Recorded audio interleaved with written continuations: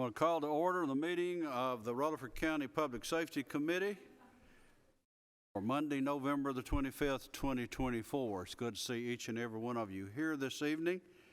And we'll begin with the approval of the minutes. And my vice president is missing right at this moment. And we'll move ahead. I think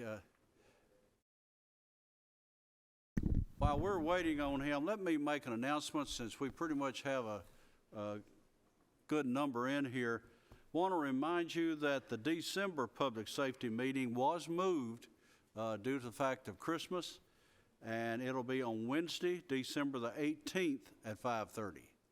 So we're putting it a little bit earlier so that everybody can share Christmas, different things together that way. So it's Wednesday, December the 18th, 2024.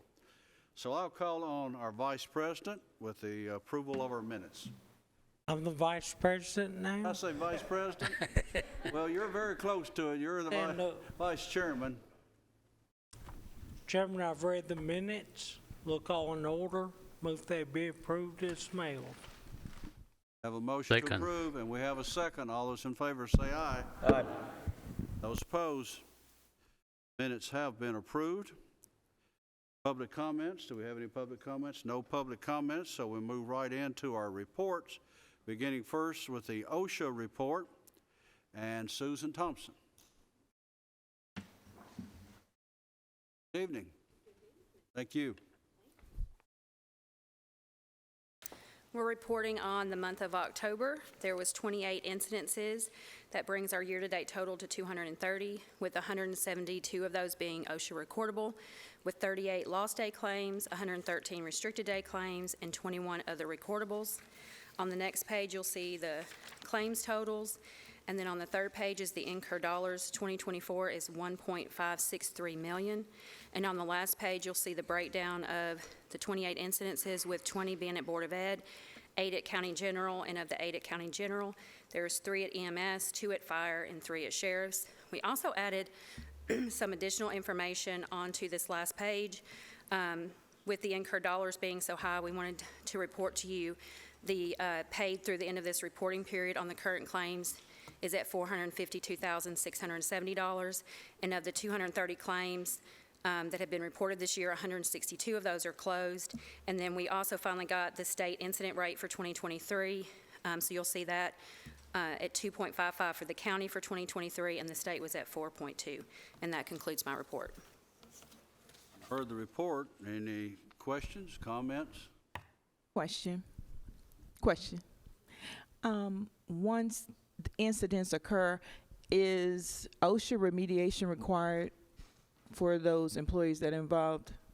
There is, if it's a reportable incident, which is inpatient hospitalization, death, a loss of a limb, a loss of an eye, those are OSHA reportable, and then OSHA does require us to follow up and do an investigation through their office.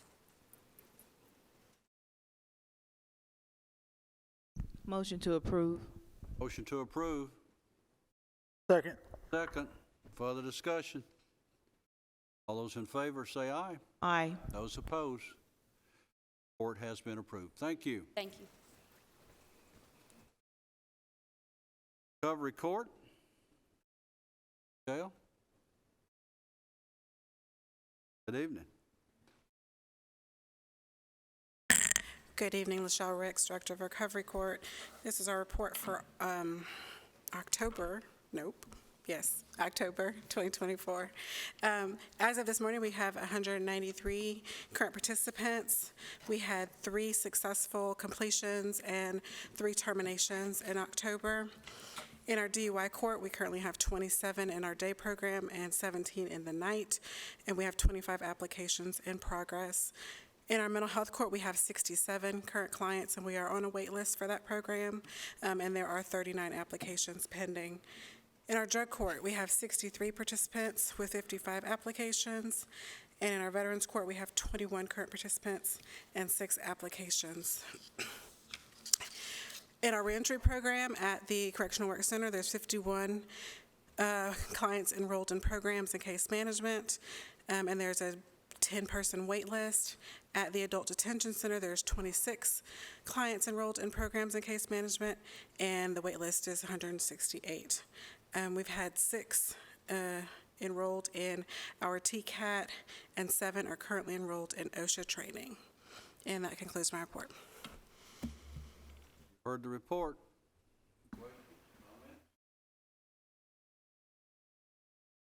Motion to approve. Second. Other discussion? All those in favor say aye. Those opposed? The report has been approved. Thank you. Thank you. Probation report. Haley.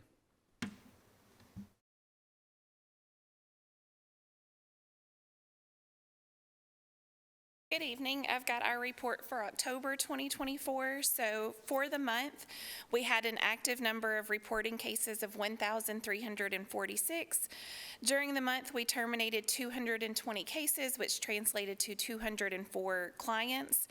In our various classes and programs that you see listed in the second section, we had 60 participants, 19 successfully completed during the month, and 6 were discharged unsuccessfully for the month. In our 10 Rocks Court, we have 17 participants. None are currently pending in that program. 1 successfully completed in October, and 1 was discharged unsuccessfully during the month of October. With our Olive Branch ministry, we had 15 total clients that we assisted in some way during the month, which was a big increase over the last couple of months. We had a lot of people that needed clothing and or food when they came in. The financials down at the bottom, for the month of October, we sent $19,220 for payment agreements to the clerks. That brought the fiscal year total for that category to $52,562. The amount that we couldn't send for the month was $6,487, which brought that amount for the fiscal year to $25,623. We had a total of 11 out of that 1,346 that were deemed indigent by the court on probation with us for the month. And that would be my report for October. Heard the report. Any comments, any questions? I have a quick question. Are there any type of food or toiletry or clothing items that you're lacking or the supplies low on that you all may need for What we're always kind of low on, and what's like I don't want to use the term hot commodity, but what goes the most in there is things that are easily transported and eaten by our clients who may be experiencing homelessness, pop-top foods, like tuna packets, things like that that are kind of easy to eat on the go, and they don't need to necessarily be warmed up or somewhere that they can cook them. Questions? Motion. Motion to approve. Second. And a second. Thank you. Let's get a vote if we could here. Sorry. All those in favor say aye. Opposed? It has been approved. Thank you. Have a good evening. Correctional Work Center. Lieutenant Cope.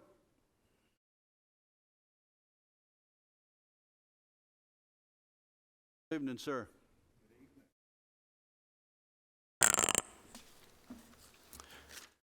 Good evening. First thing you'll find in your packet is our November County Correction Partnership Committee meetings, and included in that is our Tier 1 program statistics for the months of October, September, and October. Next in your packet is our work release program, which is always very productive and going well. Yearly activity report is next. Population is staying about the same. We're up a little bit, but it's that time of year.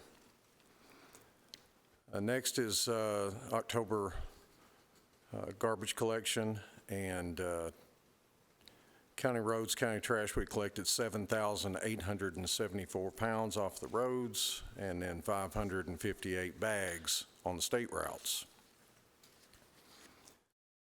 Next is our October monthly report, worker report. reflecting a savings of $64,296 using offender labor in the community. Next in there is going to be your CQI stats for our medical stats, and that's the continuous quality improvement. And last but not least, for your reading enjoyment, is going to be a couple articles from under the scope. One in particular in there that was really interesting was the reentry simulator that we did at the facility, where we had there was about 60 participants from the community who came in and went through that. And it was, if you've never been through one, I would suggest you do it. It's very enlightening. And that is my report for the month. Heard the report, and Superintendent, I've got to say that under the scope, I thought it was pretty interesting. It is, it really is. And it really shows a lot of the work that my staff and the reentry staff especially is doing at the facility. Very well done. Question. You noted the savings due to inmate labor. Who's saving the money? Is it the county saving, or is it companies that they're working for? Who's No, saving? that is for the community service portion of what we do there. So that is all So it's saving the county community service, that saving the amount county. of money? Yes, ma'am.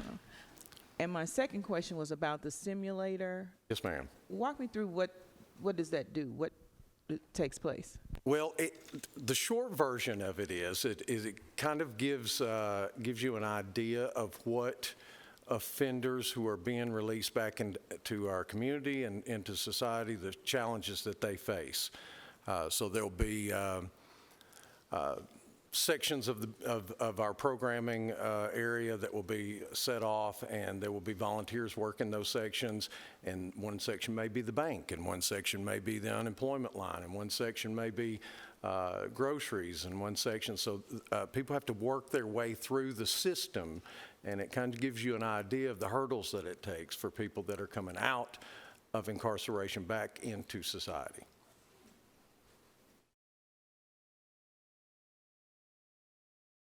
Questions? Move to approve. Motion to approve. Second. Further discussion? In favor, say aye. Those opposed, report has been approved. Thank you all, and happy Thanksgiving. Juvenile detention.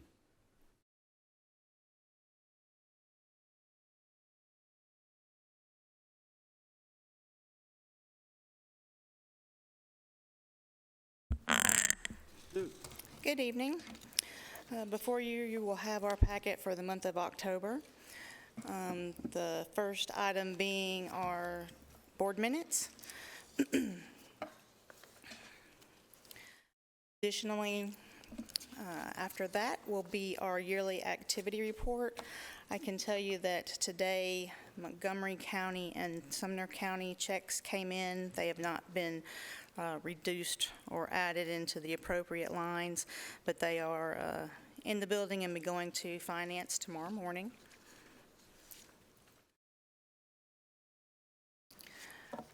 You have also our detained and released information, our educational report, facility programming. Next month, we should also have STD information again. That program has been able to be started back up. And then after the monthly report, I do have a couple of county contracts, and I'll answer any questions that you may have. Commissioners, comments, questions? I have I guess a question. I was listening to your meeting and I heard some of the discussion as it relates to ESL instructors, and the comment was made that they would be needed because there would be more Spanish-speaking residents per se. Are you seeing an uptick in that area? I was kind of challenged by that comment to make that assumption, but I wanted to find out, are you seeing an uptake or uptick in that area as it relates to Spanish-speaking people? Not in our facility at this time. We do have, now that we have the relationship with the Board of Education, they are providing that English as a second language teacher to come and work with the young folks if we have any. I think that comment was from one of our board members who also happens to work closely with the Board of Education in some other areas, and I think she was just commenting that in general, Rutherford County was experiencing that increase. We've always had, a few folks that English isn't their first language, but it's not always Spanish or, Hispanic folks.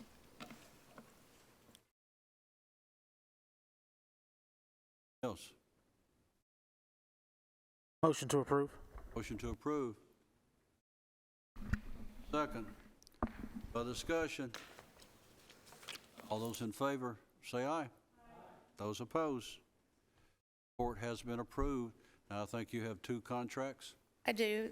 This is probably going to be the last group for a couple of months. I may have 2 or 3 counties that will have contracts coming through later. They're trying to get all of their government employees on the same page. So one of these is going to be for Humphreys County and the other is for Macon.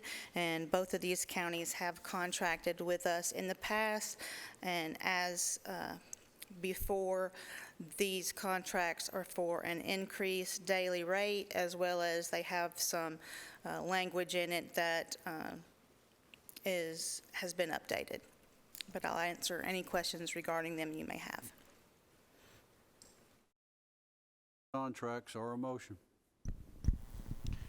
I looked over both these. They appear to be the same in order as the previous ones. So I'd move to approve both Macon and Humphreys contract. Contracts for Macon and Humphreys. Have a second. Second. Further discussion? Commissioner Beverly, Yes. Commissioner McMurray, Yes. Commissioner Sherino, Yes. Commissioner James, Commissioner Rather, Yes. Commissioner Oliver, Aye. Chairman Reed. Yes. Thank you. Approved.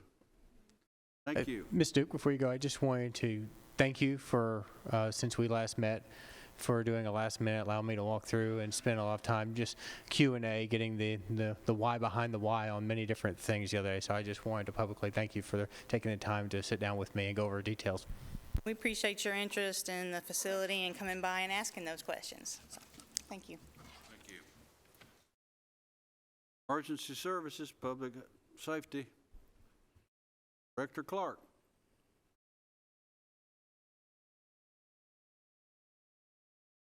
Good evening, sir. Chairman, committee.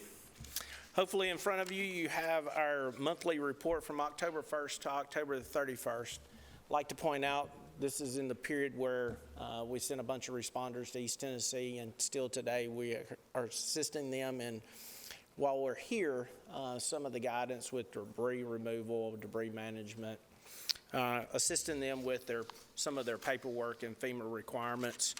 As you know, they're pretty loaded up. Also, season for football, our office has been assisting the Sheriff's Department with some resources during these football and heightened security for those events, along with other events. Note that 5,354 calls into our dispatch center. These guys we've seen a significant uptick in emergency responses in pretty bad situations. So kudos to our law enforcement, EMS, and fire for handling these situations. And there's no particular day, night, it's run the gamut. So I'd like to thank all of those responders out there for everything that they do on a day-to-day basis. I'd entertain any questions. That's my report. Questions? Motion to approve. And a second. Discussion. All those in favor say aye. Those opposed. Report is approved, and I believe you've got a grant received as well as a budget amendment to take care of that grant. Yes, sir. We have received a letter of approval from Homeland, for our hazmat grant, and would like to have a budget amendment concerning that grant. And also, once we receive that contract, to allow the mayor to sign that contract. We received the approval of this hazmat grant to send 2 representatives from each department to, again, to Baltimore, Maryland for the Hazmat International Conference. It was very beneficial last year. The reason we're doing the budget amendment now is that we need to prepare travel, conference expenditures to register these individuals. There'll be a total of 8 individuals that would go to this conference under this. As you know, this is an 80-20 grant. Our portion of it is $4,500.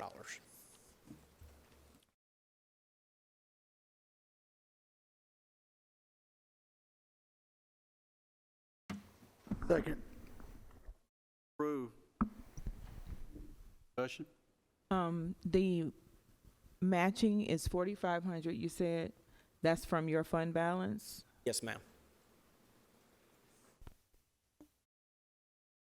Discussion?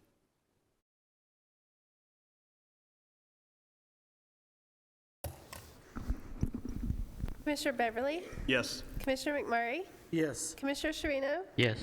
Commissioner James? Yes. Commissioner Rather? Yes. Commissioner Oliver? Aye. Chairman Reed? Yes. Thank you. Okay, sir. Thank you. Thank you. Emergency Medical Services.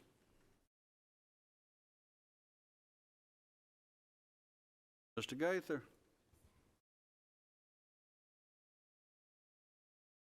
Good evening. For the month of October, we had a total of 3,982 calls, 16 hospital transfers, response time of 6 minutes and 51 seconds.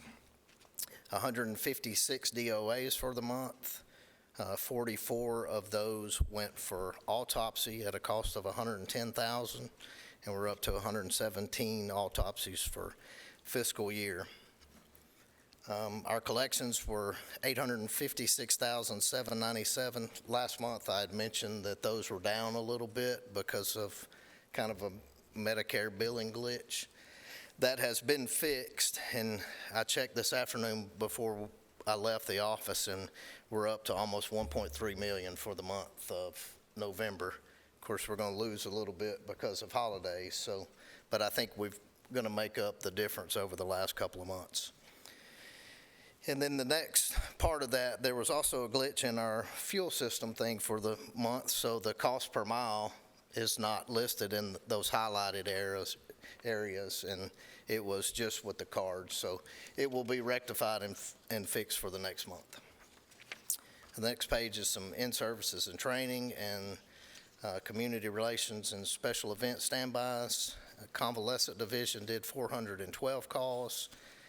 Collections were $80,169.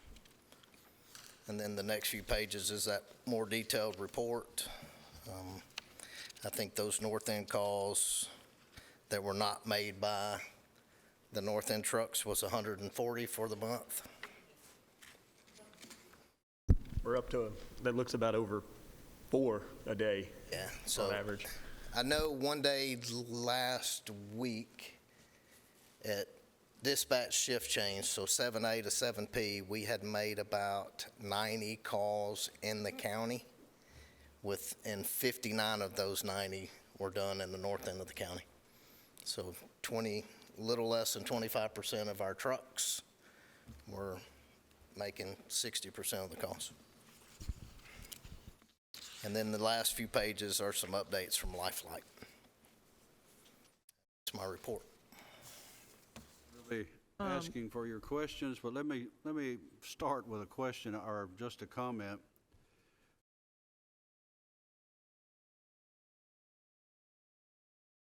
You'll notice, Commissioners, that on autopsies, it's 44 this month. And lately, 22, 25.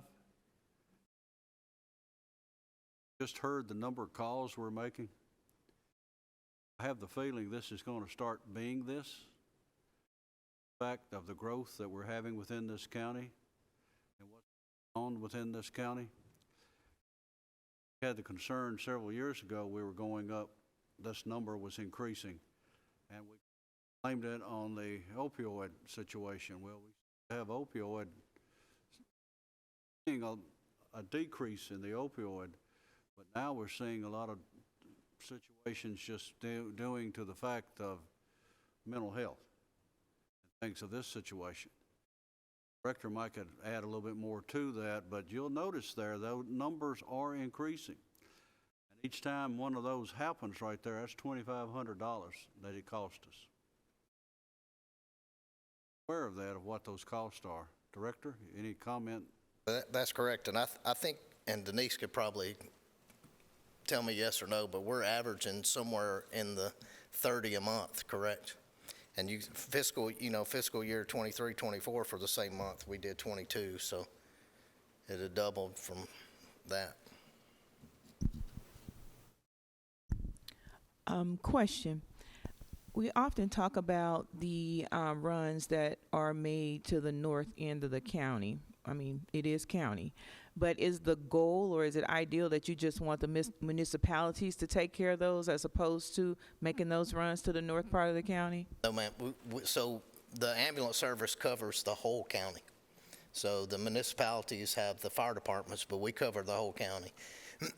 It's just these public health and safety buildings were a big help for us to add more ambulances on the street, but it helped Murfreesboro and the outskirts of Murfreesboro more than it did the northern end of the county.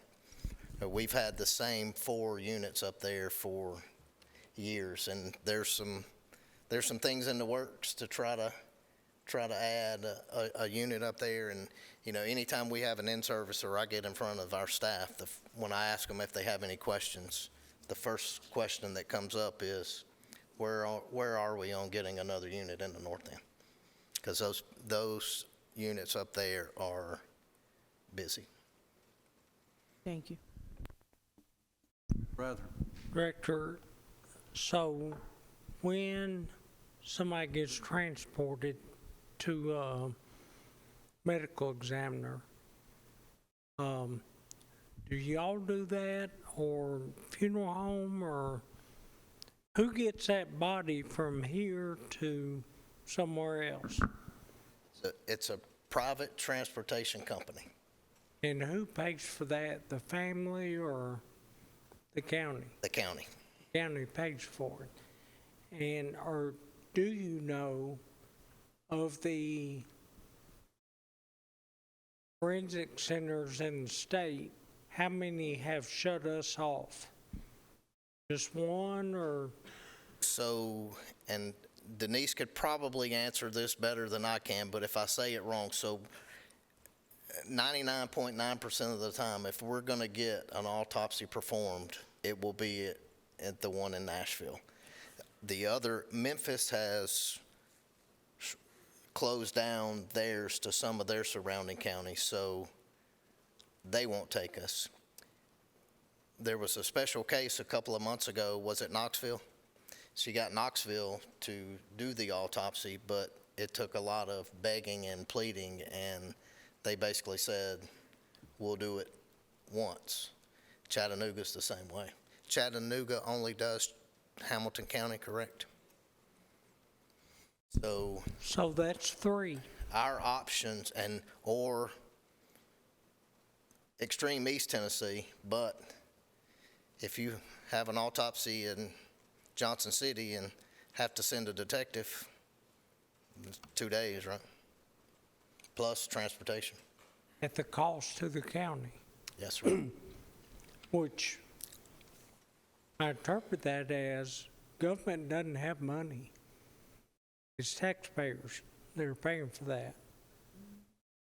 And if other ones shut us off because You know, we have all, every one of us have seen the traffic and the growth and the housing and everything else in Rutherford County, surrounding counties, even Columbia, Spring Hill, Manchester's growing.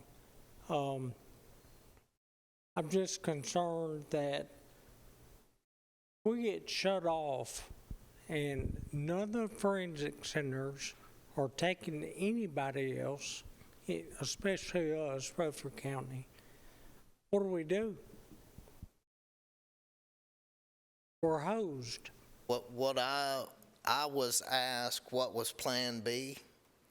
And my understanding is there is not a Plan B. So we're hosed. Yes, sir. And more importantly, the families of those victims or deceased are hosed. And they're our taxpayers. So this, anyway, I just wanted to ask those questions. Thank you. Questions or comments?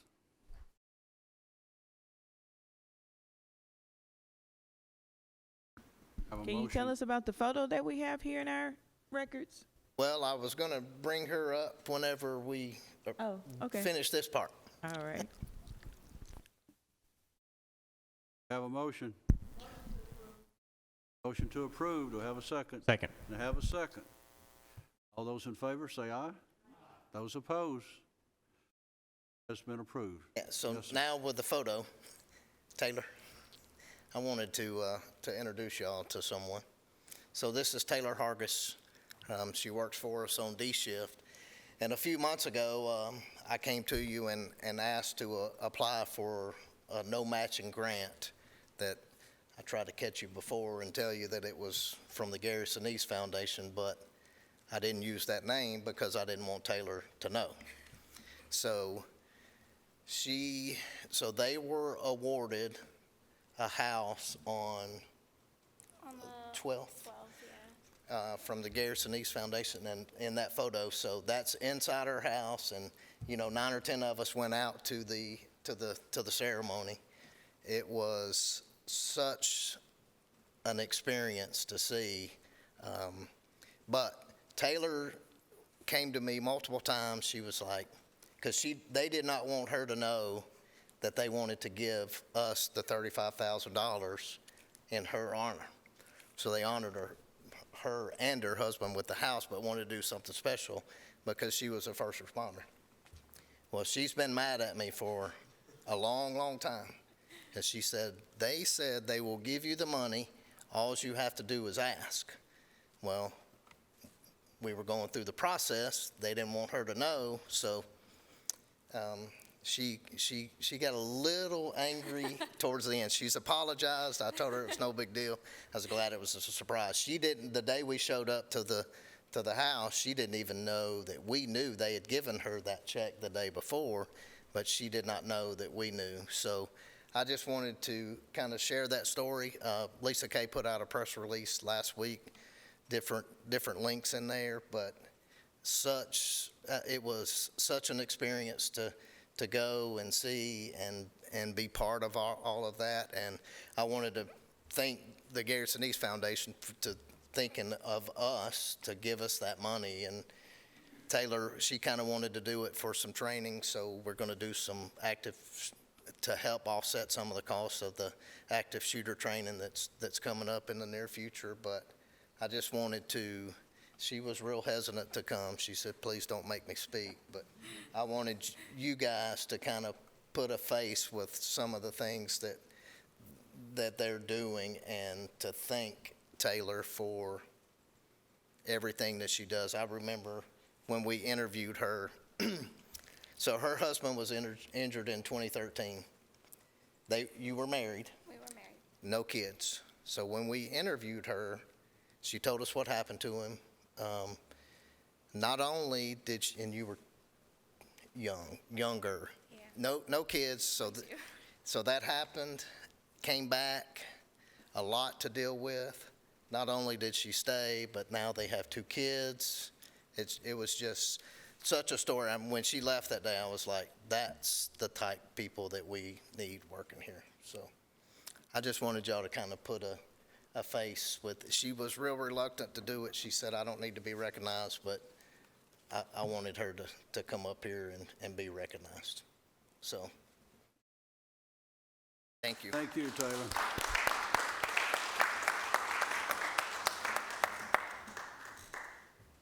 a great story, and this just tells you something about our employees that we have out there. Thank you so much for that story. Fire rescue.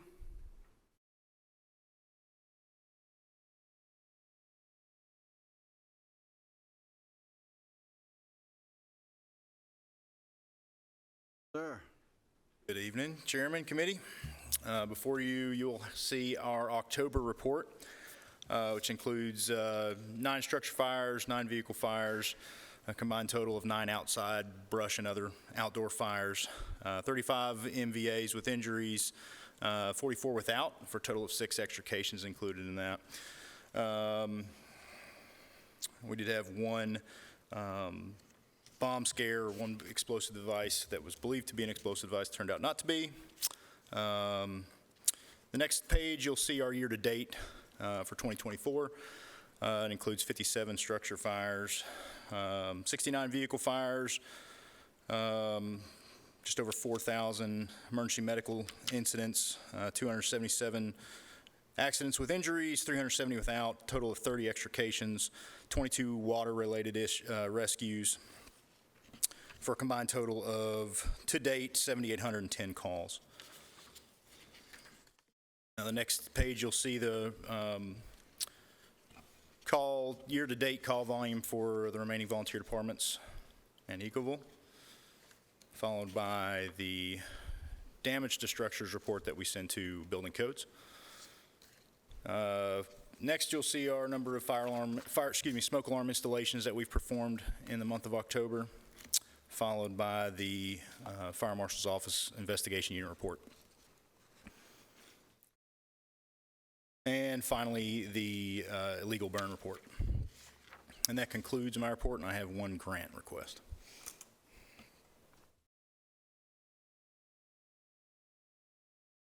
Questions, sir? I have a question, and I know I asked this some months before, but our dispatched and canceled en route seems to always be kind of high, pretty consistent. Remind me again, what's documented in that line? So it can be anything from a fire alarm, any incident that we initially get a dispatch on that otherwise gets canceled en route. So that could include fire alarms where we get sent to a fire alarm activation at somebody's home or a commercial occupancy. During the response, the occupants will make contact with the alarm company. They say everything's fine. You don't need to send anybody. Then we'll cancel. That may also include, say, any other call, a motor vehicle accident or something where either maybe a deputy or a EMS unit will get on scene first and say you can cancel anybody else's. It's just a small fender bender, nothing going on there. So any number of incidents that initially have a response that then gets canceled. So those numbers fluctuate, obviously, month to month. Just depends. Yeah. Thank you. Yes, ma'am. Anyone else? Just a comment. I'd like to try to, 'tis the season, right? I'd like to try to get a lot more awareness about getting these smoke alarms that we put in the houses and so forth for the next month or so. It tends to, if I'm wrong, let me know, but I believe we have a lot more uptick on the house fires because of this time of year. So Generally speaking, yes, sir. Statistically, that we see an increase, and we start to get into the cold months, the holiday months. whatever we can do to try to uptick, try to upsell, get those out there, get on our TV station, get that little block played a few more times in frequency. Anything we can do to help with that, I think that would help. That's always a high priority for us. We constantly have that available on our website. We constantly promote that. Obviously, probably the month before last, you might have seen we had a documented smoke alarm save, and that even putting that out there, sort of saying this is what happened, this is how the family was notified, and therefore was able to escape the home safely. we made a press release on that, and that increased. So any opportunity we have to increase our smoke alarms, we certainly do, because it is one of the most important things we can do. And move to approve the report. Motion to approve. Second. Second. All those in favor say aye. Aye. Those opposed? Report has been approved. And I have one grant request. We are requesting permission to apply to the 2024 Assistance to Firefighters Grant Program. It is a 24-month period of performance after award. That is a 10% matching grant. We are requesting in that grant application approximately $550,000 worth of funds. I think this is a federal FEMA grant. Of that money, $250,000 of that will go to advanced medical training for firefighters. So that will include training to send firefighters to paramedic school, which will increase the number of paramedics we have on the truck to be able to assist EMS with, obviously, their heavy call volume as we do in normal routine. That includes the schooling, the tuition, books, overtime, everything is included in that number. The other half of that is about $300,000 for cardiac monitors. As we've increased our stations and number of apparatus, we have not been able to keep up financially with the cost we have AEDs on every truck, but as you add paramedics, we also want to be able to add that advanced cardiac ability with life pack monitors like we have on some of our trucks, just we haven't been able to outfit on all. So that $300,000 approximately will go towards cardiac monitors. We're still kind of in the building processes of that grant, so we'll have more details once we go to budget with it. But it's going to be approximately $550,000 grant request at a 10% match. I don't have that in front of me. You said $550,000 with 10% matching? It is a 10% matching, yes. And I apologize, I came in and realized that this needed to go tonight, so I got my numbers real quick before the meeting. So this is like I said, this is an AFG grant, Assistance to Firefighters Grant Program. This is one of their highest priorities currently in the AFG program. We've saw it recently, even as recently, I think it was last year, the year before, City of Murfreesboro Fire Department took advantage of this very same grant program, and we're very successful with it. So we'd like to follow suit. Motion to approve. A motion to approve. Second. Any further discussion? How many people did you say this is going to train? This would train, on the education side of that grant project, it would train 18 firefighters to be paramedics.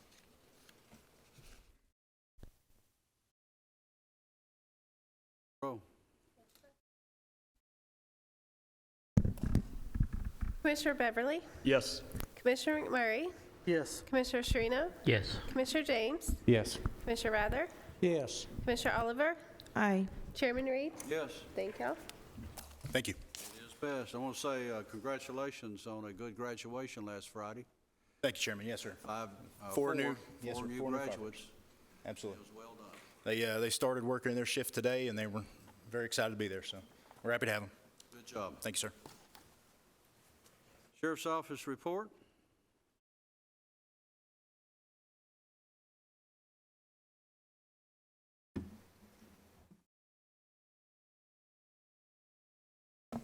Good evening. Inmate population this morning was 1,021. This afternoon was 995. Our openings in our divisions, communications has 7 openings. Detention has 29 openings with 8 applicants in the background stage, and patrol has 11 openings, and we just interviewed last week. We have 9 applicants in the background stage. That's end of my report. You've heard the report. Questions or comments? Mr. Chair, I see that we've spent about 60% of our overtime pay already for this fiscal. For detention? For detention, or Yeah. I pay for detention, or is this overall? But it shows we only have about $445,000 left in overtime to spend for the rest of the fiscal year. Been on page 1 of 3, line 187. Yes, yes, sir. Is that just making up for, like, we have 29 detention deputies that we can't fill the positions? This one here is for the sheriff's office side, so that would be the openings for patrol and other detectives and so forth. Okay. In detention, $485,000 left in their line item.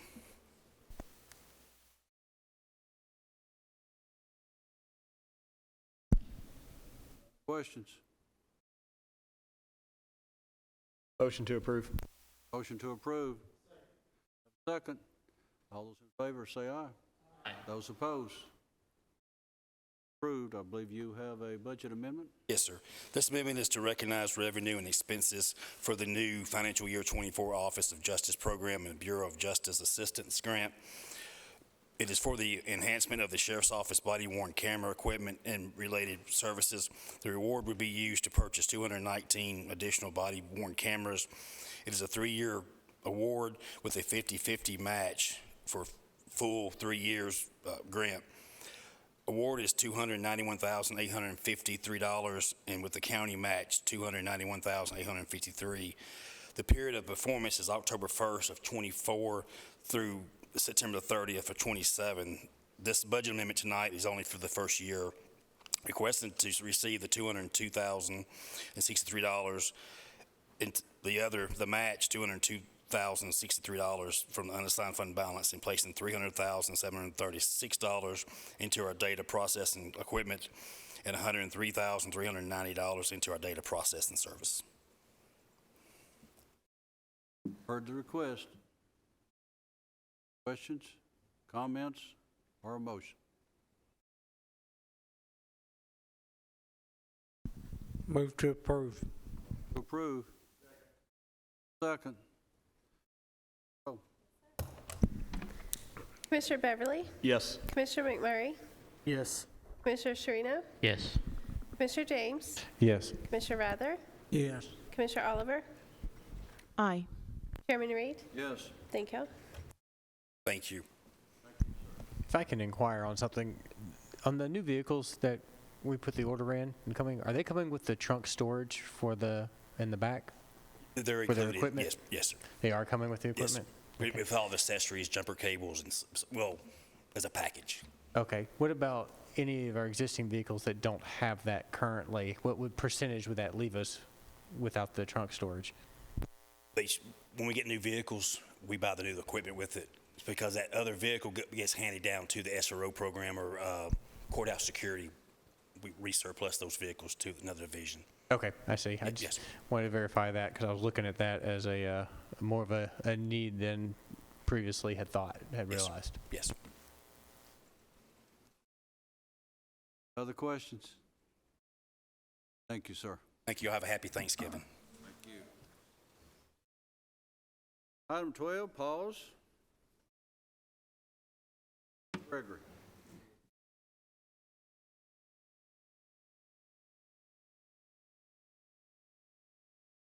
For the month of October, we had 479 animals come into the shelter. We had a 5.3% euthanasia rate. Our live release rate for our dogs was 86.2. Our cats were 95.7. We did have 255 animals that came through our surgery program, so they were quite busy for the month. Our officers completed out 1,259 calls for the month, traveling almost 8,000 miles. Fiscal year to date, 1,720 animals into the shelter, a euthanasia rate of 5.4%, and a live release rate of 91.4%. Officers completed out 4,494 calls, traveling 31,045 miles. The next page of your report is the rabies exposure and bite report. We had 39 bites reported for the month. One of those was sent for testing. It came back negative. We had 5 other exposures. None of those were sent for testing. And just the last page is the graph that I give you all to show you the outcomes. That's my report, sir. Heard the report.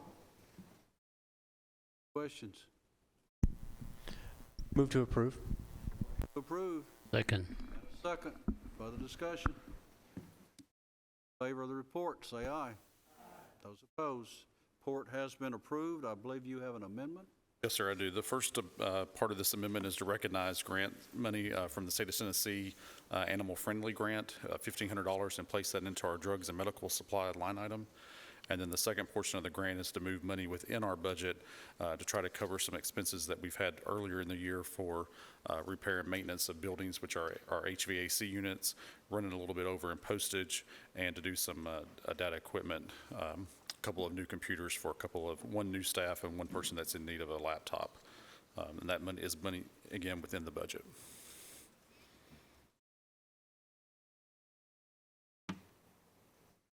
Any questions? Per our discussion earlier on this one, just make sure I remember correctly, this will leave roughly 15,000 in for emergency vet services that might be needed. So Correct. you're not going to be, overexposed or need anything there. With us hiring the second full-time veterinarian position, which was budgeted as part of a salary line, that's allowed us not to use the veterinary services line for our contract vets. It does still leave $17,300 in there after this amendment passes, just in case we had somebody out on an FMLA or vacation or whatnot, and we did need to bring a contract vet in. So we should be more than covered there. Move to approve. Approve. And a second. Yes, sir. Commissioner Beverly? Yes. Commissioner Murray? Yes. Commissioner Sherino? Yes. Commissioner James? Yes. Commissioner Rather? Yes. Commissioner Oliver? Aye. Chairman Reed? Yes. Thank you. Approve. All right, thank you all. Thank you, Director, sir. we missed the suit and tie. Suit and tie will go back in the closet for quite some time. You did a great job the other night. Thank you all. Mr. Chairman, if I may mention something before we move to other business, for all of our services here, our departments and so on, with this time of year, I just want this body to keep in mind and keep them in our mind, because these individuals see things, deal with things on such a regular basis, and especially this time of year, and it being the holiday season all combined, it's going to get a little worse for them, potentially has that historical data to show that. So if we can keep that in mind and keep, we talk about the medical or mental health of individuals out in the community, we need to also be wary of the mental health of our individuals, our public safety individuals who are working these scenes and have to take that home and live with that forever. So just keep that in your mind, work with them, figure out how we can approach that to make sure that they get the services they truly need as well. So. Comment, appreciate it.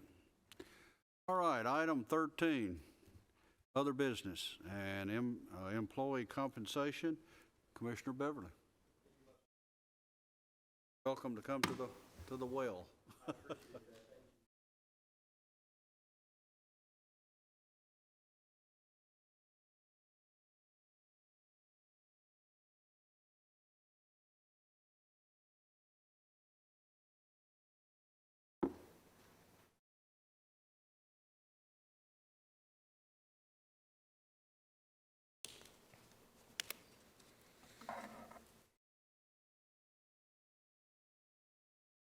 Thank you, everyone, for your time, and those of you that stayed back for my presentation. Fellow commissioners, we have been speaking about an issue facing our county for quite a few months now, and it has to do with the compensation plan and how we are measuring up against some of the other agencies in our area. A little bit of a background: every year employees gain a step on their pay scale, subject to budget approval, but we still struggle to fill vacancies. Rutherford County has a high attrition rate when it comes to our employees, and changing market factors in Middle Tennessee has shown that our compensation strategy needs to be looked at more closely than ever before. I want us to adopt an 8-month vision of what we want to change before the next budget cycle on how we are going to improve our compensation plan, recruitment, and retention. So to do this, to provide a little bit of background and context, we also go into the justification of why we need to take action. I've introduced the problem and showed that we have a purpose as being county commissioners to what we can do for each one of our employees. I committed a SWOT analysis, established the 8-month vision along with salary adjustments, potential experience recognition, and a remodeled step increase. But our impacts and outcome, we have to look at the financial impact and feasibility, employee benefits and retention, and again, the 8-month vision of what action will we consider taking. This purpose aligns with the proposal of Rutherford County government's mission to remain competitive when it comes to talent acquisition in our county. We need to utilize a holistic approach that will focus not only on addressing salaries, but long-term job satisfaction and growth. Timely action is needed for us to make an impactful adjustment. And the reason why I say that is we are seeing a very high rate of turnover, and if we do not address it, it is going to put us in a dire situation. Some challenges we face, though, is market competitiveness, just among our peers in Rutherford County. If we don't take action in time, this will lead to retention struggles among departments and reduce service to our citizens. Employee morale is closely tied to competitive compensation. In November of 2023, our year-to-date turnover rate was 413 turnovers. In November of 2024, that number has now climbed to 1,200 year-to-date, a 293% increase. When we look at the investments we make in our employees, it takes 1 year for someone in emergency services to be replaced, and that only replaces their position. It may not replace their experience. 1 year to get someone else performing at a full capacity. So some of the strengths we would have if we adopted this proposal is a solid foundation of skilled employees. A weakness we're currently facing, current pay scales are lagging behind industry. We have an opportunity to increase engagement through our well-targeted raises and recognition programs with our employees. And if we don't take action, we are threatened with a rising attrition rate if salaries remain stagnant. So I thought, what is one suggestion to this problem? What is one suggestion we can fix this? There are many different ways we can fix this, but one I thought of, an immediate 8% raise showing goodwill and decisive commitment to employee needs. In 8 months from now, we do an additional 4% raise to ensure financial sustainability for our employees. But throughout this entire process, we communicate with full transparency regarding our rationale and timelines. We keep them informed. If we do not keep our employees informed and those who are interested in joining our organization, we will lose the ability to lead the narrative. Instead, the narrative will lead us. And just for reference, the Finance and Administration Department for the state of Tennessee reported the annualized general increase in state employee compensation was 13% last fiscal year, and this fiscal year it was 3%, totaling 16%. But in that same time frame, Rutherford County has only raised the pay table 4.25%.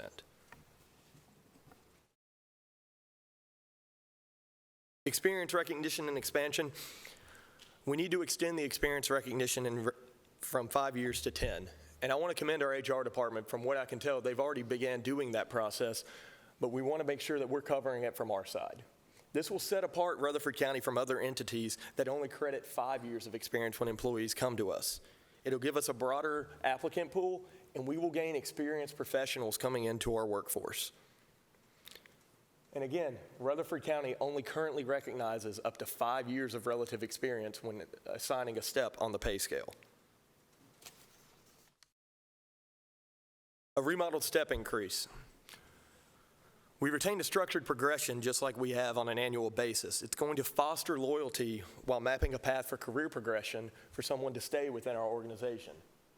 One thing we must change is provide the step increase no matter when promoted last. And some might ask, why is that an important detail? Under the current system, an employee is compensated for their performance from the previous year with a step increase. However, if they're promoted, they forfeit the step increase that recognizes the previous year's work. And upon promotion, the new raise in pay comes with compensation of the new responsibilities. Employees should not forfeit the step increase that acknowledges the previous year's work. Those are two different things.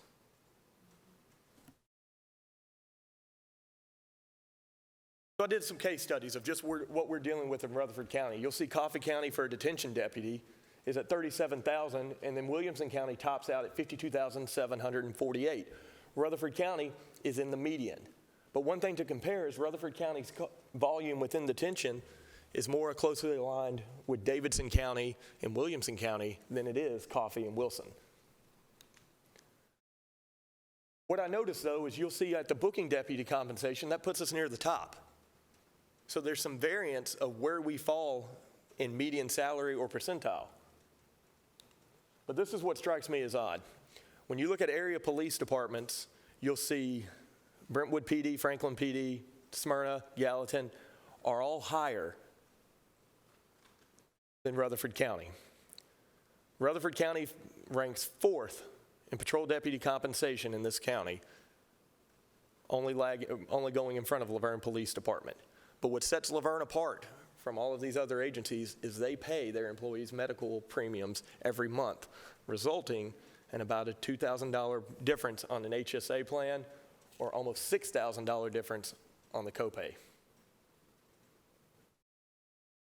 A 5-year deputy at the Rutherford County Sheriff's Department will make $56,688 per year.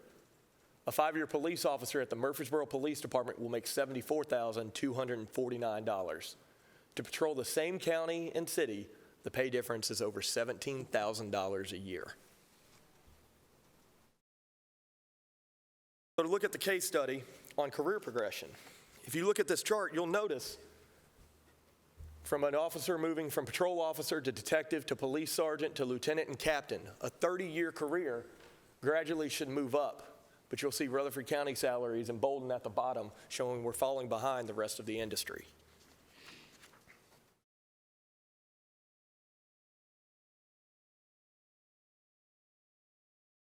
Firefighter compensation.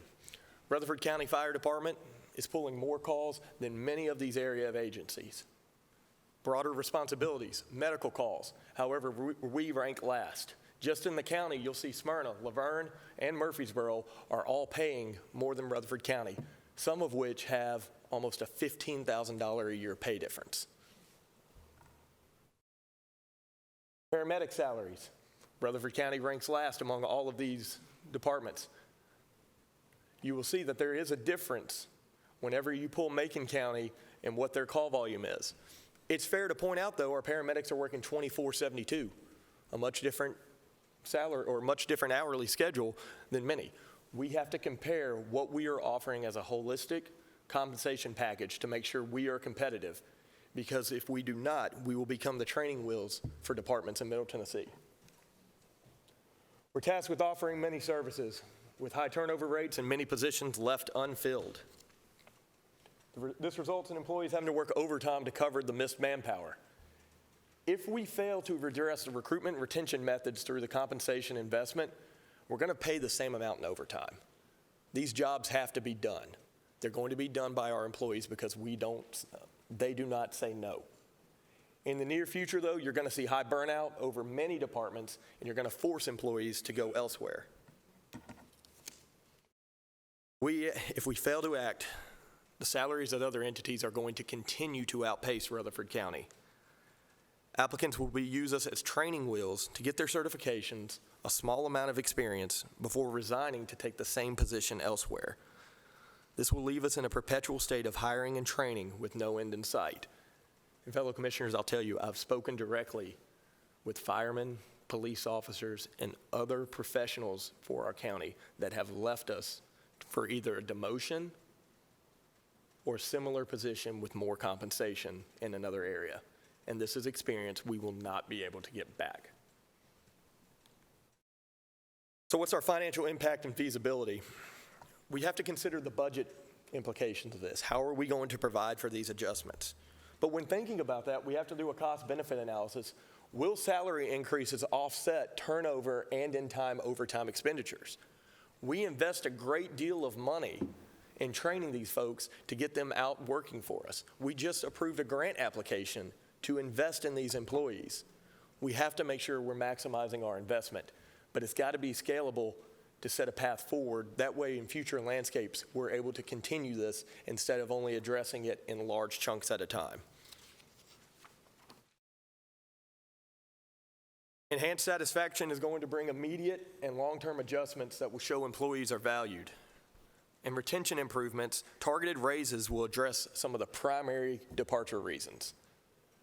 Recruitment efforts are going to improve as competitive pay will bring top talent.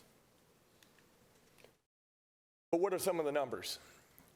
Certain positions fall into certain categories or certain funds, and on average, you'll see some of the 5, 10, 14% increments, but on average, it's about $1.09 million a year per 1% if you are going to raise salaries for every county-wide position.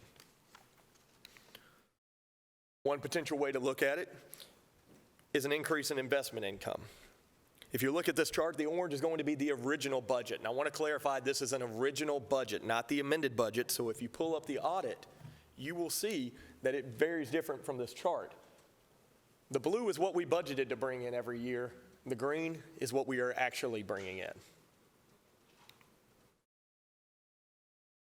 Since 2014, Rutherford County investment income has totaled over $36.45 million, over $24.48 million over budget. While the investment income is shared with various funds, we need to invest some of these gains back into our employees. But I want to note— Excuse me, point of inquiry. Are we supposed to have a copy of these pages in here? We stopped before you got these pages. I didn't have these pages. Which page? What you're showing where the money's coming from. They're in the text. That is a— I didn't see the same graphs, so that's why It's a text graph. It is not it's a text graph. It should be the one you're looking at right now on your left page. That is? Yes. While the investment income is shared, we need to divided among funds, we need to share them with other employees. However, one thing I want to note, over $11 million of the $25 million we've seen in gain of investment came just from last year. So that is not something that is consistent year after year, and we need to make sure that changing economic conditions are accounted for. So to summarize, an 8-month vision that I have is an immediate 8% raise for all employees, an additional 4% raise in July with normal step increases. We start to recognize up to 10 years of experience when placing employees into their step. They receive the step increase every year, no matter when promoted. And to coin a term Commissioner James used that I really liked, explore a badge services pay scale that is separate from county general. And the reason being is majority of our investment every year has to do with badge services or first responders. And I want to commend our HR department. They provided a lot of data for me over the past month, so has our finance department, to be able to put us on track and quantify what this proposal might be. And you'll see those references outlined here. Before we dive in discussion, I want to thank you all for your time and attention. We've identified some of the problems, and I've only presented one solution. There are many. I'm going to make a motion that we pass this presentation on to steering with a favorable recommendation to generate discussion from commissioners on that committee along with HR. My goal is steering would gather feedback and then send this over to budget to see what options are financially feasible for us in the immediate time frame and also over the next 8 months. Ultimately, though, I want to gather feedback from our committee, the steering committee, and the budget committee to discuss further options at the December commission meeting for us to take that immediate action. But I want to be clear about something. My intention with this motion is not a strict adherence to the proposal, but to generate discussion and come to a conclusion of what we can do in December. A yes vote is only meaning you agree that there is a problem and we must take an action to set us on the right path. That is my motion, Mr. Chair. I second. Second. Now for discussion. Can you clarify what the motion is exactly? Is it only that we see a problem and we need to open discussion on it? To send this proposal to steering with a favorable recommendation that action be taken. Well, we don't know this proposal. You just gave it to us 5 minutes ago. I mean, let me ask this.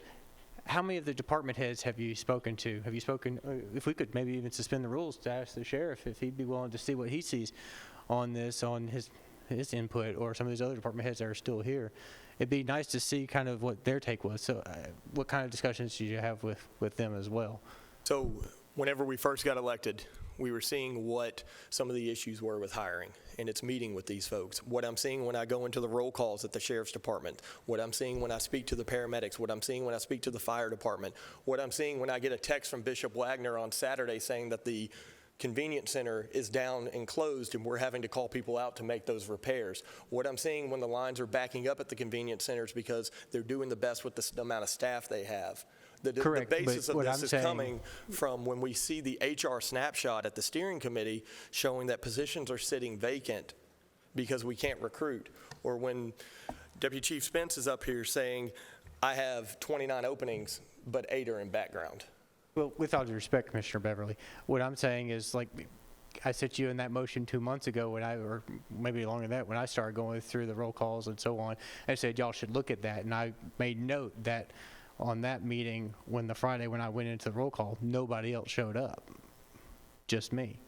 Now, I heard since then you've come through, but I find, in my perspective, that it would be imperative to go with the department heads, the directors of that, to get what they need, to get the boots on the ground, the front line, the patrol officers, the animal control officers, the detention officers, and get their input on what they need. There are many, many things to kind of fix the wheel that we need to look at as a whole approach, not just one salary, in my opinion. So that's why I was wondering, had you talked to them to find out, or did you just get a rough number idea to throw something towards them? And I'm not trying to show anything, I'm just trying to figure out where, because I just mentioned about going to this just a couple of sessions ago, and a week or two after that was I believe you went through, and you were the only one that I know of that did go through. But to have these numbers so readily available, it throws some caution in my eye, especially since this is the first moment I've gotten this to really dig into this. I'm worried about putting a mid-year raise, what that could do as far as moving forward and progressing. I'm worried about that we're not reinventing the wheel, we're repeating the same cycle. What happened a year or two before we got here when they did this big increase on pay scales and then essentially ignored it, to where we got stuck with that? Well, I say we, the majority of the commission, 13 of y'all, voted to increase the property taxes on this county. Because of that, if we're not careful, we could potentially be setting ourselves up 2-3 years from now from being forced to raise taxes because of a decision that we're hastily going through. So before I want to submit to another committee who has the ability to bring it up themselves, would be to put this on SharePoint, put this out to the department heads, the sheriff's office, the fire department, et cetera, to really play with these numbers and give us how realistic it is to be able to go with our finance department to find out, is this money truly, as you're laying here saying it's reoccurring revenue, when it, you can, if you spend too much of your investment funds, it's not really reoccurring. You're losing that compounding interest that you get. I personally think that that should be more of a use for things like capital projects or something, the one-time lump sum money that we need. Like we've got, say, just on the horizon, you've got the Laverne Annex of $41 million, you've got the middle school coming along of $68 million, you've got a $200 million high school coming early in the fall. That has the potential of almost doubling our existing debt.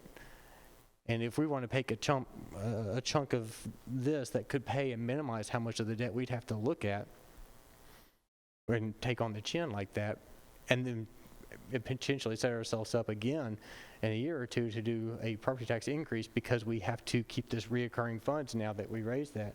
I feel like it just needs a lot more research, a lot more thorough digging into, at least from these eyes, to really play with these numbers to make sure we're not setting ourselves up for failure.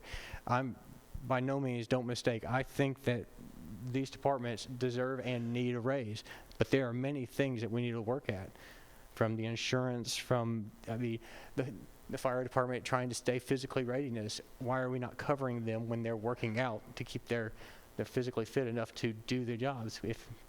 Why are we not, doing a realistic longevity pay? Things like that. We need to find all that and see how that fits. Then once we have a proposal like that really gets the whole pie together, then we need to check with our finance director to find out where we can find the money so we don't have to worry about raising taxes down the road when we don't have good interest rate on whatever our income there is. Or when, but then turn around and go up to the mayor's office to verify the connection of how we fit in with the county general and the public. Right now, we still got at least another quarter to go before we even see what the real numbers will look like for next year's budget of the money we're coming in from sales tax, from the state, et cetera. I think it's kind of premature to send it to other outside of our committee, to other committees to dig in like that until we even have some of these answers that we need. Anybody else have any thoughts on what I'm saying with that? Excuse me, I'm sorry, were you done? Yeah, I'm asking for input. From what I'm hearing, this is just to kind of get the ball rolling, because there is a definite need. The data is there. We've been listening. I mean, I've been on this commission for 2 years, and we've been listening to the challenges that they've been having for 2 years, I would say. So to me, it's just to kind of this. I appreciate the presentation. I appreciate the real numbers that HR, gave you. And I mean, if you go back to that slide, which you were referring that you didn't have, because I've seen that slide, because I've been kind of looking at some things myself. I mean, we're projected to do 115 million this year, which is what, 63 million over the 30% that we need to be a AAA bond. I mean, so we do have some funds to do some things. But for what I'm understanding is you're just kind of recommending that we do take an earnest look at this. Correct. Pass it on to the other committees so that a lot of that discussion and research that you're speaking of can be done, rather than just kind of sit and wait for more employees to go elsewhere. So that's kind of like what I'm receiving. Tell me if I'm wrong. No, I agree. And when I was learning how to fly, my instructor told me to be very upfront when you are concerned about something with the airplane. I'm concerned with the fuel, was something he always made sure that you hammer in if you were concerned about. So I'm going to use that. I'm concerned with the fuel. I'm concerned with how much fuel is in the tank of our employees covering up for the loss of manpower that they have. I'm concerned with the overtime expenditure that's going to be eaten up because jobs have to be done. We have to invest in our people. A lot of people worry, what happens if we invest and they leave? But my fear is, what happens if we don't invest and they stay? We have to continue. We are elected here as leaders. The decisions we make in this room affect countless employees. It affects the economy of our county. We've talked about it for months, like you said. I'm trying to get the ball rolling with other committees to bring it back so we can discuss it as a full commission. And in fact, with the steering committee, would bring HR into the fold after they would have a week to look at this and say, here are some other options we could think about. But it's nothing more than tying these committees together on a common problem. And I would add, again, considering the fund balance that we have, it does not necessarily necessitate a property tax hike, because we have funds. It's just a matter of how do we want to allocate them. Anyone else? Well, Brad. Well, I've been listening to this since 2008.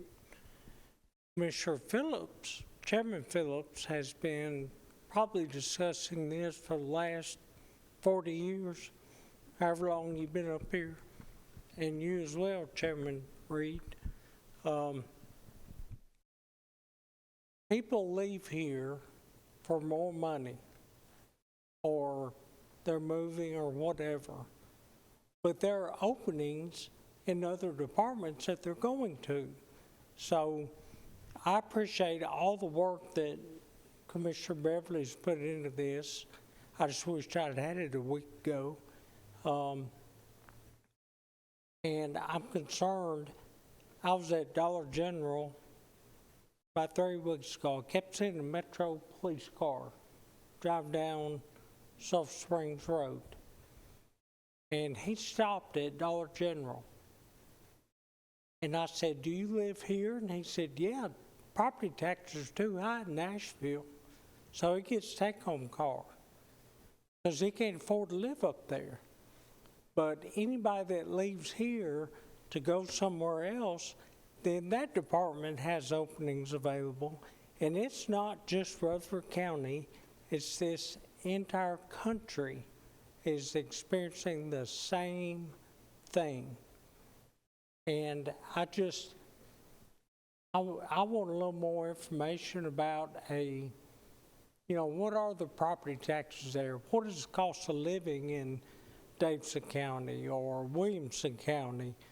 I go and tell you, Williamson County is pretty expensive to live there, and Davidson. So that information I would like to have, look at tax rates from all these counties that have been listed here. We're always going to have openings. Every industry, including McDonald's, has openings. That the president-elect had to go there and fry up French fries to help them out. That's a joke. That's a joke. But anyway, it's just a problem, and it has been since I've been on the commission for the last 6 years. We've addressed it, and we'll address it again, but the information, I've got to have more information. I'm kind of like Commissioner James. I got to know more before I can give a favorable recommendation steering. I need to get my head wrapped around it. I just got this 15 minutes ago. I want to look into it, and that's all my comments. Anyone else?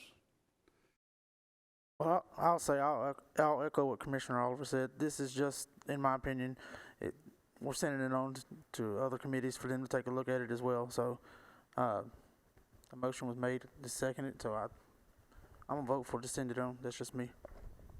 Thank you. I've got a question or two. Basically said within your motion to send what you have presented to them. That's basically making a motion to approval for immediate 8% increase? My motion, let me be clear, is not a strict adherence to this, but to promote the essence of what this proposal is to them, that we have identified a problem and we are seeking solutions. Say this is the solution. I think this is one of many solutions, but we have to get the ball rolling. Making comments at the end of each department's report, month after month, isn't moving anything along. Let me ask you, I see where you did meet with Ms. Stevenson from HR. Did she mention the fact about the salary survey? We met face-to-face a little while ago. However, the data that was cited within this proposal came from the SharePoint and presentations made in meetings, and you'll see the dates of when those presentations were made on the reference page. I know the salary. I've sat through one of those and comparing what we do and whatever. I see she is here this evening. And I think you are involved in a salary survey. Is that not correct? Probably won't be finished till when? If it's okay with the committee, can she come forward? Certainly.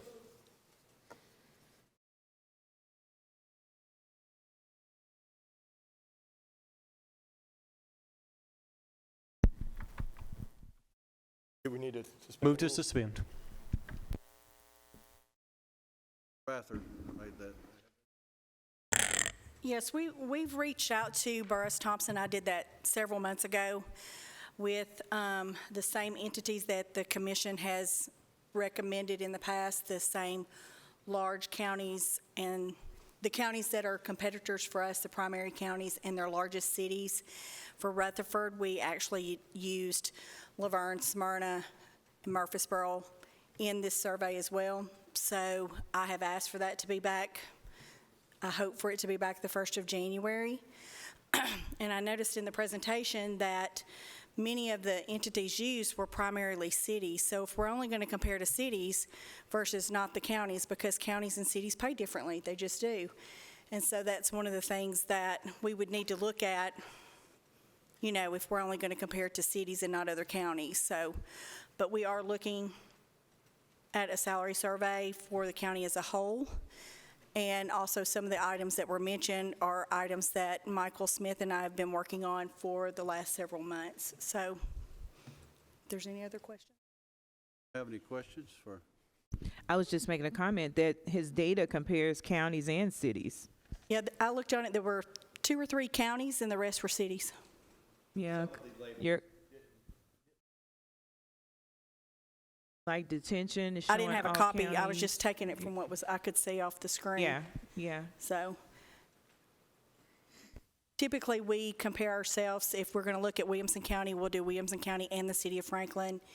Wilson County, the city of Lebanon. We do the largest city in each of the counties because then that kind of represents that. But if the commission decides that they're wanting to do something different, I just need to know. But that was direction I've been given in, when I requested the survey, so. Yeah, is that okay? Thank you. Mr. Chairman, while the rules are suspended, can we bring up Michael Smith and some of the department heads up here to get their input as well?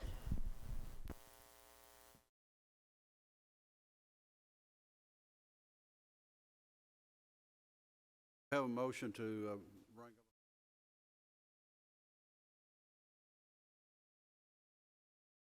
Totally open wide anyway, you're correct. Come on, Michael. In the well, Michael. I think Brian Gaither wanted to come up here on my behalf tonight. The question I had is looking at these numbers and seeing how it goes. Your thoughts on what you just saw on this presentation as far as allocation of some of these funds. How will that help or hurt our overall budget? Do we know yet? What do we need to know? I know rough shot, right? But any insight you can give us on it? That's a really broad question. I mean, the one set of specific funds I saw mentioned tonight in the report was investment income. I also saw some figures, some estimates of what it would cost up there, like a 5 or 10%. I think the other one was 14. You haven't seen this before tonight? No, I mean, I've prepared a couple of numbers. I don't know which slide it was. There should be the one that, you'll go to the one that had the funds on it. Yeah, so this I believe some of these numbers right here, at least the ones where the funds were mined, I did send those to Commissioner Beverly. So I have seen that piece. I will tell you, I'll give you a couple thoughts, if that's what you're asking, just generic thoughts. First, we prepared these. This would assume these budget figures, unless they've been changed, would be for a full year. They would assume that we put this in place on July 1 of 2025, or July 1 of 2024, sorry, for this past budget year. Now, I'll add a couple things. Those are going to be estimates because every day our staff changes, years of experience changes. This would have been a snapshot. And on top of that, these numbers are a little bit conservative in that, some of our grant budgets, if they can absorb it, would absorb some of those.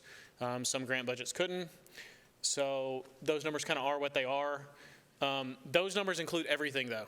Those numbers include FICA, pension. One thing I think that we should note that I didn't see in the study was we give an almost 12% match for pension. And I just want to highlight that because a lot of our employees don't know that. So I think that's good. But I think you got to balance every year. I think the need is there for employees. I think we have great employees with not raising taxes, right? I think that's the equilibrium we face every year. So I'll say this ultimately to answer your question. I think we have some options. I think we do. I've talked about those with some commissioners. I think our county's in a really good position to address some of those options, meaning that we have them. Some counties don't. They don't have any. And so I think we do have options. I think that's probably what I took from the presentation is we have options. And I think there is a need.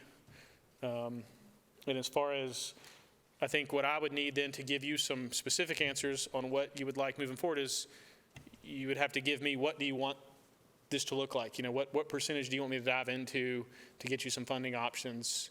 If you do something mid-year, I'll go ahead and tell you you're somewhat limited. To do something very quickly, you're going to be limited. To do something at June or July, you're going to be a little more, a few more options. So kind of what you're saying, though, just to sum up, and having only seen this for the last 20 minutes, you wouldn't be comfortable giving a thumbs up until you dive deeper. You see there's available options to work with, but you couldn't give me precise, detailed numbers for me to be confident with my assessment. I don't know Which numbers are you asking me precisely? The whole packet. It's just not having enough time to digest it, to go through it. And as our county's financial director, at this moment, I have to rely on your professionalism. I can tell you those numbers right there are going to be within, like I said, that would have been the exact number. If you'd asked me in July, during budget time, that would have been the exact number of what it would have cost us for a full year. So as far as exact numbers, I can tell you that's exactly what I would have budgeted extra on expense if we would have started July 1 of 2024. So that number will be exact then. Now, it's changed a little bit today because of the people. But, I mean, we go through it like we do the budget process every year. We'll weigh the pros and cons. I'll give you all facts. And I think the one thing to remember is I'm neutral on this as far as I'll give you all the numbers you want. You may not like them, but I'll give them one way or the other. But if there's a specific one you want, I mean, I can get it for you. Vincent, that's part of the problem I'm pointing out, is I don't have a specific number to single out on. It's all fresh and new. I need to digest and work through a lot of this. Don't get me wrong. They need a raise. I want to give them a raise. I want to do what we can find to do. But we're talking about, at least in my district, I got a third of them make less than $30,000 a year, and you're talking about the potentially, from what I'm just seeing, of 2 years from now having to raise property taxes and take more out of their pocket. Just the potential, because we jump so quick on something without doing our due diligence. Now, by this next budget year, we should have something? Absolutely. By the next couple of months or something, have this, or next month or so, have this digested and gone through? Absolutely. And get this ball rolling. We might have slightly different numbers and slightly better approaches to get the whole pie together. But I just keep running into, you literally handed this to me right before you started talking, and I have no chance other than, and then you immediately want us to send it on for everybody to go through. And we all know that once we send it to anything to budget, they'll go through the numbers themselves and come through, but we no longer have any input. Again, they'll just connect it right through. And then we have to wait for the full commission to pull it off. And by then, how many times has that really happened? How many times has that really gotten digested and stopped once budget's approved it? So I'm concerned about sending it on to them. I wouldn't mind sending, in fact, I'd even ask that we put a copy of this in everybody's file, put a copy of this in every department head's hands, and everyone that will be affected by this, so that they can, pencil in notes, give us feedback on what we need to know. We can do that without saying that we approve or disapprove. We just don't know if we can approve it. We want to approve it. The motion is there. They deserve, in fact, my opinion, they deserve better than this, and I think we can do better. I just don't know how yet. And I want to have that discussion. That's what I was getting at 2 or 3 months ago, saying, hey, come with me on these roll calls, come with me on these meetings, open this discussion. I think that if we jump in on one solution, no other solution will show up. And in a very short window, we will all be in the same argument, or whoever's sitting in your seats after next go will be in the same argument, circling this circle over and over again, when we could actually fix the problem and stop it. That's my point. That's why I was getting at the numbers, Michael. I appreciate the questions. I would like to say one thing, and I'm going to speak a little bit for Sonia too, so hopefully she doesn't get mad at me. I think the one thing that we're going to speak from Finance and HR is whatever this committee, the full commission decides, and we've talked about it every year at budget, we've got to have some direction. If we want to do a study like this, I think, where we look at the 10 years of experience, or we look at change in pay grades, or we look at change in pay tables, or market adjustments. I'm just listing off some things that were mentioned.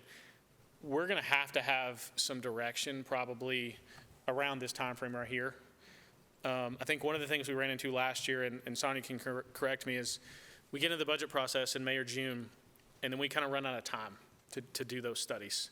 And so I think that would be the only request that I would make, and Sonia's shaking her head, I think she probably agrees too, that whatever y'all decide, I think we just need some direction early on, because I think a lot of great ideas came out of last year's budget meeting. We were able to correct some things. We were able to raise some minimum pay for the county, and I think all of those were really good things, but we ran out of time. And so I think that's the one thing I would ask, that whatever we do or whatever y'all do, if you could give us, the more time you get, the more numbers, the more options, the more solutions I think we could present to y'all. So I think that'd be the only request. I think, Sonny, would you agree? So. And that's why I wanted to phrase this as an 8-month vision of where we want to move forward to give them that guidance. And Commissioner, I understand how you feel, because I felt the same way when you wanted to change the budget the day we were adopting the financing resolution last June. I understand that. However, I'm not asking you to write a check in this moment. I'm asking you to send it on saying, this is a problem we have in this county, and it needs to be addressed now. And if we don't triage this and address it now, it's going to get worse by the time we decide to get around to it. I agree with what you're saying. I'm just looking at it as you're jumping the shark. You're going too fast on something that needs the due diligence. Otherwise, we'll have bigger, more severe problems as a result.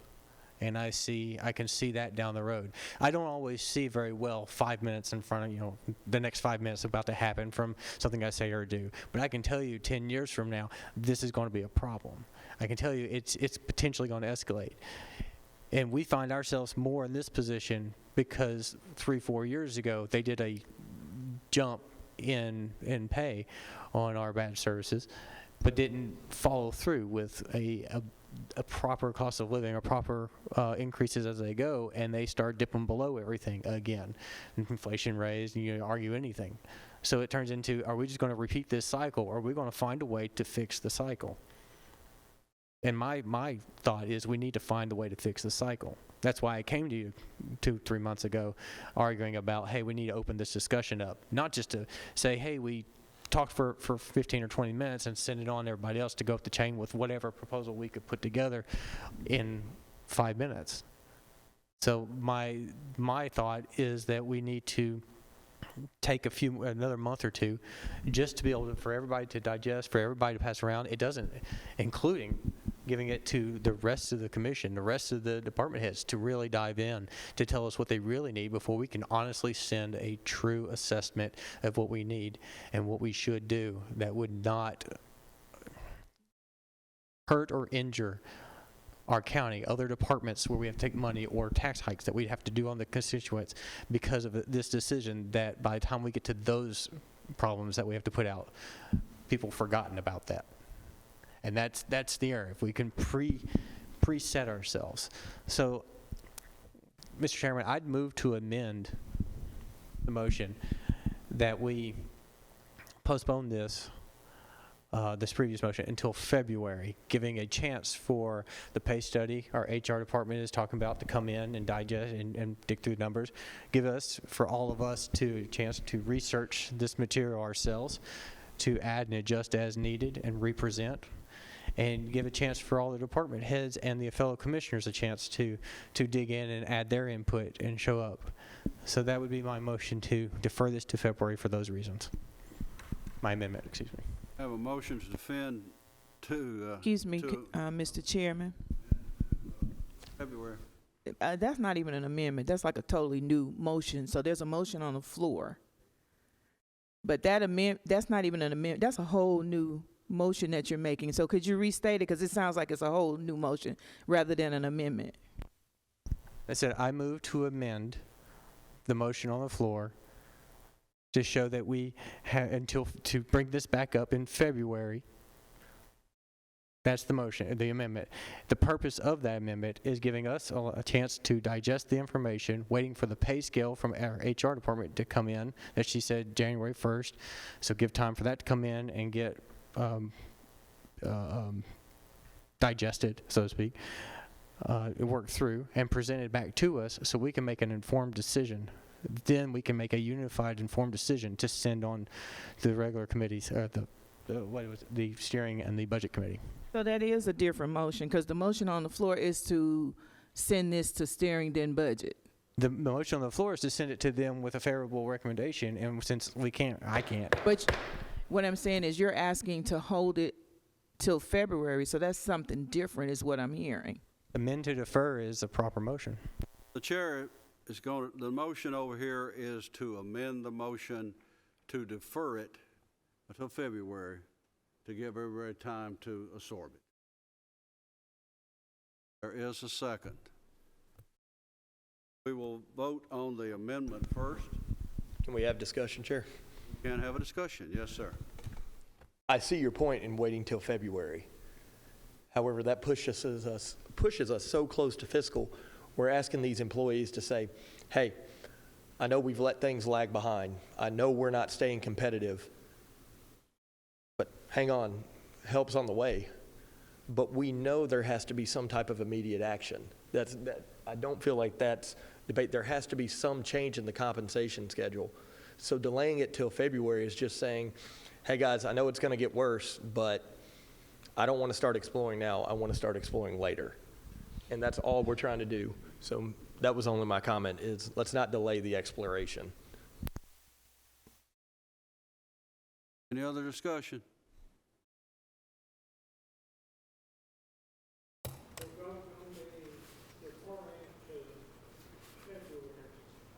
Defer it to February. Commissioner Beverly? No. Commissioner McMurray? No. Commissioner Sherino? Commissioner James? Yes. Commissioner Rather? Yes. Commissioner Oliver?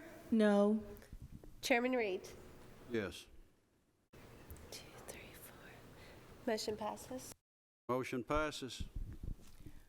Now we'll vote on the motion with the amendment that it will be deferred until February.